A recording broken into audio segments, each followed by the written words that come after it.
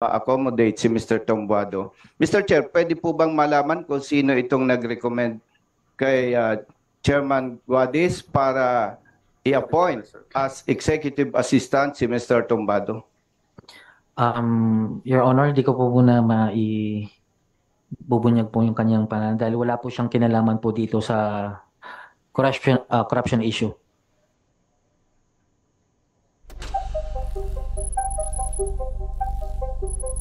Okay, Mr. Chair.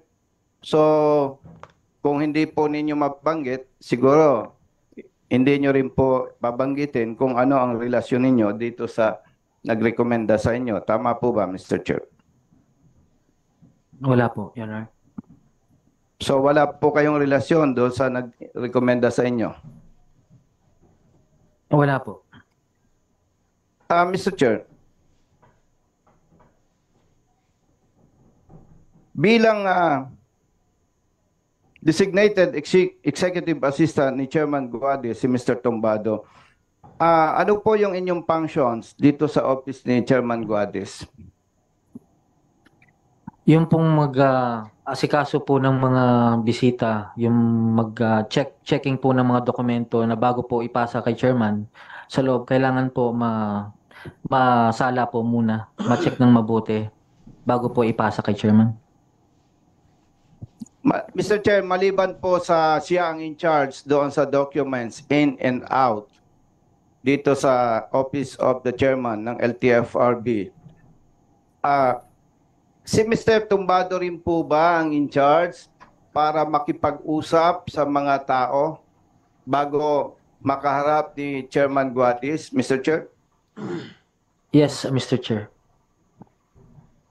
Maliban po dyan, Mr. Chair, totoo po ba ang impormasyon na ang isang telepono ni Chairman Guadis ay hawak ni Mr. Tumbado during his time as executive assistant of Chairman Guadis? Mr. Chair, simula nung ako naging EA, never po na pinahawak ni chairman po yung cellphone niya. Ang pagkakaalam ko, ang umahawak po ng cellphone niya, yung kanyang executive assistant to, si Mary Jo Borja. Ulitin ko, Mr. Chair. Kay Mr. Tumbado, yung po bang isang cellphone ni Chairman Guadis ay hinahawakan mo at pinagtitiwala sa iyo, Mr. Chair? No, Your Honor. Mr. Chair, ilang months na po na executive assistant ni Chairman Guadis si Mr. Tumbado? Since February hanggang sa pag-resign ko ng September 15.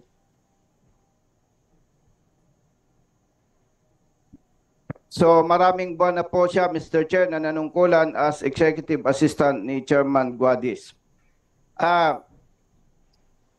Mr. Chair, si Mr. Tumbado ay naniniwala na may katiwalian sa LTFRB. Tama po ba? Yes, Your Honor. Mr. Chair, matagal na nanungkulan as executive assistant si Mr. Tumbado sa office ni Chairman Guadis. Doon sa ilang months na nanungkulan siya, mayroon po bang insidente o pangyayari na tumanggap ng cash si Mr. Tumbado habang siya ay executive assistant ni Chairman Guadis? No, Your Honor, wala po. Ulitin ko po. Mr. Chair, si Mr. Tumbado po ba ay nakaranas tumanggap ng cash noong siya executive assistant ni Chairman Guadis? No, Your Honor. Mr. Chair, with your permission, pwede po bang i-present yung video? 25 seconds lamang po ito, Mr. Chair. Wala naman akong ibinigay na pera kay Atty. Guadis dahil yan yata ang pinapalabas ni Jeff Topado. Wala ka akong binigay na pera kay Guadis, kundi kay Jeff lang ako nagbigay ng pera. Mr. Chair, 31 years po ako sa public service at matagal na po ako dito sa ating advokasya at naniniwala po tayo na may matagal ng katiwalian sa ahensya ng LTFRB. At katulad po sa ibang ahensya, sometimes may mga sangkot na nagbabanggit lamang ng mga pangalan na hindi naman talaga nalalaman nitong binabanggit.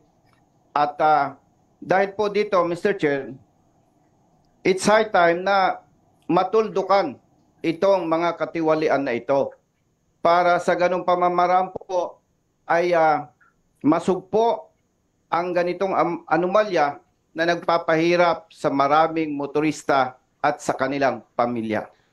Binabanggit ko po ito, Mr. Chair, dahil nung ako po ay nasa active service pa, may mga humingi ng tulong sa akin.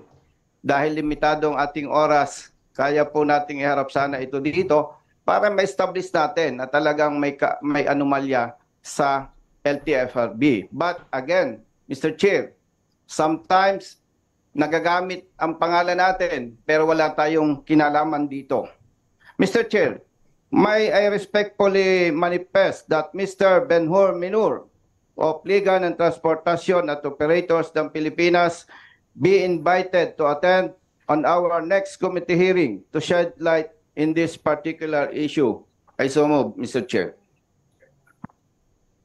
I second. Any objection? The motion is carried. Comsec, you're by directed to invite the subject person mentioned by the Honorable Bosita in the next hearing. Mr. Chair, gusto ko lang pong maitanong kay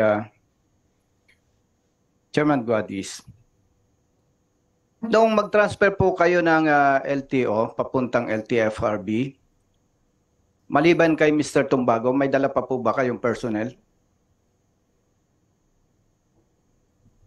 Nung una po, wala po akong dalang personnel from the LTFRB coming from LTO.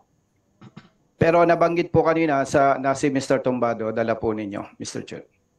Na-clarify ko na po yun, Mr. Chair, that when I was looking for an assistant, I have a friend, a very close friend, who referred Mr. Tumbato to me.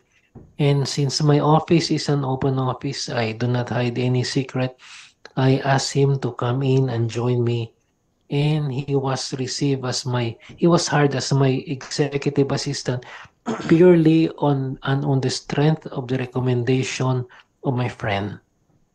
Mr. Chair, pwede po bang malaman kung sino nag-endorse kay Mr. Tumbado, kay Chairman Guadis? I have a consultant in LTO. The name is Divine Reyes, a valued friend, and she recommended Mr. Tumbado to me.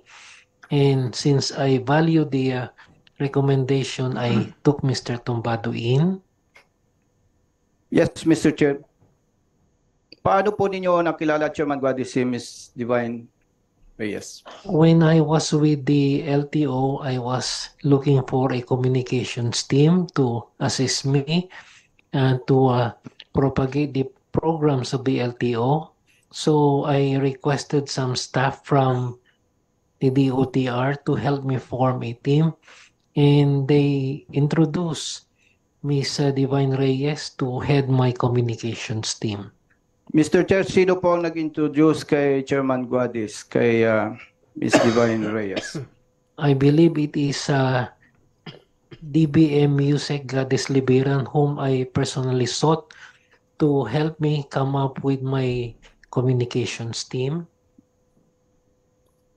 Tama po ba, Mr. Chair, na sabihin na dahil sa tiwala mo sa mga nag-endorse sa'yo, ginawa mo siyang executive assistant na kung saan siya po ang humaharap sa lahat ng clients, official transaction, siya din po in charge sa in and out ng lahat ng communications. Tama po ba, Mr. Chair?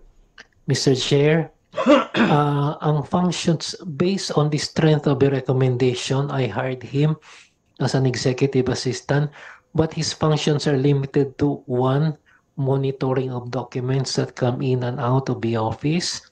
Number two, whenever there are visitors and I cannot attend them immediately, I would ask him to look into the visitors, look into the requests of the visitors, so that by the time I receive them, I would already have an idea on what they wanted from me.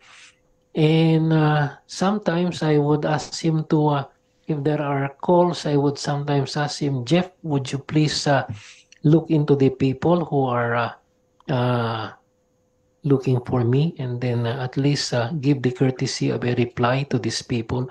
So it's purely clerical, Your Honor. And other than that, Mr. Tumbado has no right to talk on substantial matters with any of those coming into the LTFRB. So, Mr. Chair, nagabanggit po ni Chairman Guadis, yung cellphone mo, Chairman Guadis, pinagtitiwala mo kay Mr. Tumbago. Tama po ba? My cell phone is in my desk, Your Honor, and it's left in my desk whenever there are meetings. And it can be at the disposal of anyone, not exactly in trust to Mr. Tumbado, but it's just in my desk, Your Honor. Mr. Chair, may insidente na po ba nakita mo na ginagamit niya, may kausap siya o nagte-text using your cellphone, Chairman Guadis? I am not aware of any instance, but again, I don't have a control of my cell phone because there are times I leave my cell phone in my office. And I do not know if Mr. Tumbado is using them or not. But since he is my executive assistant, I trust him in his decisions at the time. During our investigation in aid of legislation, may nabanggit po na ang isa sa ikinagalit ni Mr. Tumbado yung sa collection, no? Doon sa kolorum. Mr. Chair, mari po bang malaman kay Chairman Guadis, ano po ba ang naging dahilan ng pag-aaway ni Mr. Tumbado and your staff? I believe, Your Honor, that this is just petty office politics initially because I do not involve myself in their petty quarrels, which has been going on and off for several months. So to diffuse the tension, I initially transferred Mr. Tumbado not so much to remove him, but just to prevent them from having a physical a contact with each other. So, Mr. Chair, saan po ninyo siya transfer? What office, Mr. Chair? I initially transferred him to the franchising division or the PUVMP so that he can at least avoid seeing the other executive assistant in my office. There would be no contact between them.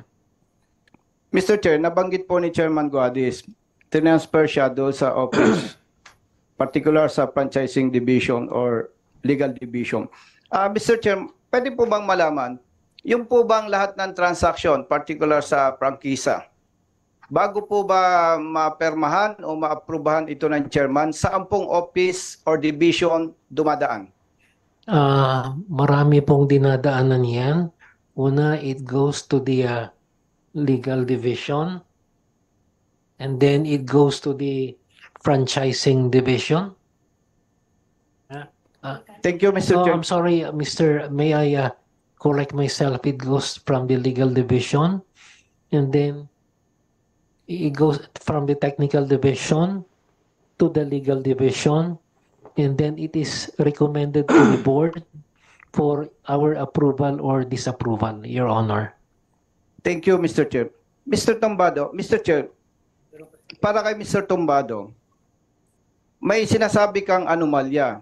Doon sa mga nabanggit na division ni Chairman Guadis, franchising division, legal division, and technical group, or maybe division, saan mo nakikita na mayroong nangyayaring korupsyon o illegal na transaksyon?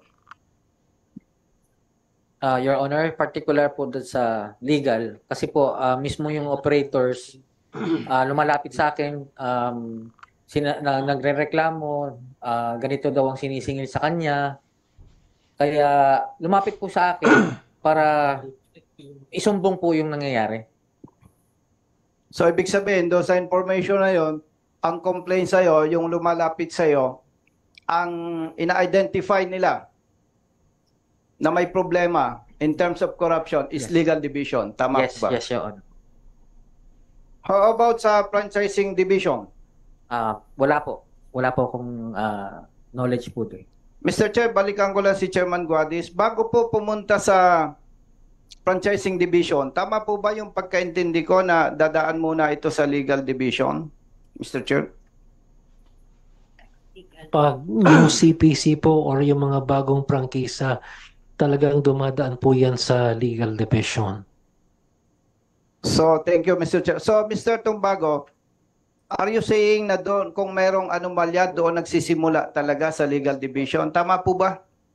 Yes, Your Honor. Kasi yun po yung na-encounter ko.